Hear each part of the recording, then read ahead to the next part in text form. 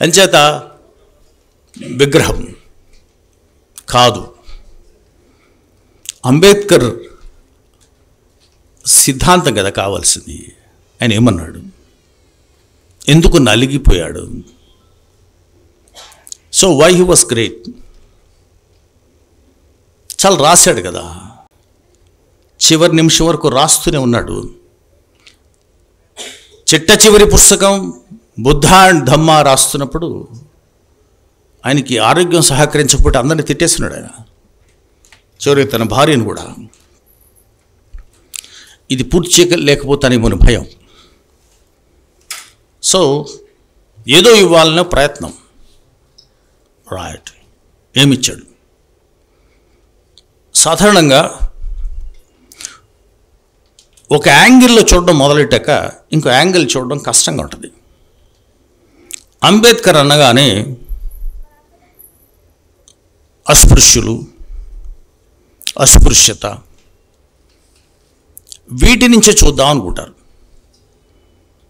మిగిలిన ఇంత పెద్ద దేశానికి, ఇంతమంది మనుషులకి ఏమిచ్చాడని చూడరు. ఓకే,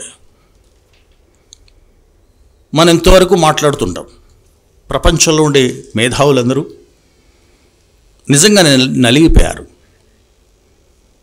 మనం సగభాగం పని చేయకపోతే వీఆర్ ప్యారలైజ్డ్ కదా. పక్షవాతం వచ్చిందంటే ఎలా ఉంటుంది? సమాజం ఎప్పటి నుంచో పక్షవాతంతో బాధపడుతుంది కదా. మావో సిట్టింగ్ కూడా ఏమన్నాడు, హాఫ్ ఆఫ్ ది స్కై అన్నాడు స్త్రీని. ఆకాశంలో ఆమె సగం, అనంత కోటి నక్షత్రాల్లో నువ్వు సగం నేను సగం అన్నట్టు. కానీ సగం ఇచ్చారా? సగం ఉందా? ఈ దేశంలో స్త్రీ, ఏ స్త్రీ అన్నది పక్కన పెడదు. చాలామంది అనుకుంటారు అంబేద్కర్ స్త్రీల గురించి మాట్లాడారంటే బహుశా అస్పృశ్య స్త్రీల గురించి లేదా గిరిజన స్త్రీల గురించి మాత్రమే మాట్లాడారేమో అనుకుంటారు.